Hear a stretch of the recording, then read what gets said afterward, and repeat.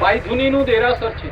એક સમયમાં એમ કહેવાતું કે ત્યાં આગળ લોકો દરિયાના પાણી આવતા અને દરિયો ત્યાં સુધી આવતો ને લોકો ત્યાં પગ ધોતા અને પછી મંદિરમાં જતા, એટલે એનું નામ પડ્યું જ્યાં પગ ધોવાય તે પાયતું. દરિયો ધીરે ધીરે કરતા ખસી ગયો. કુદરતની આ ભૂગોળ, કુદરતનો આ કરિશ્મા. આપણે બેઠા છીએ જમીન ઉપર પણ દરિયો હતો. ડાબા હાથે જુઓ તો ભાવનગરનો વિશાળ દરિયો અહીંયા સુધી સેલારા નાખતો.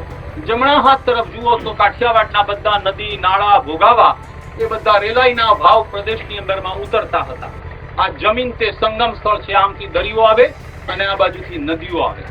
આખો જળબંબાકાર હોય છે ચોમાસામાં આ પ્રદેશ આખો ટોટલ. આ પાણીનો જ પ્રદેશ છે, નકરું પાણી. આ બાજુથી ખારો પાટ આવે ને આ બાજુથી મીઠો પાટ આવે.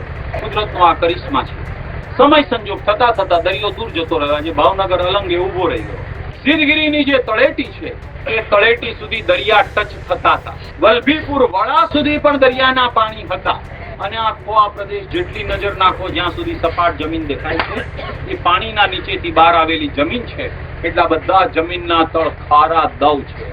અહીંયા ક્યાંય મીઠું પાણી નથી. માઇલોના માઇલોથી પાણી લઈ આવવું પડે છે.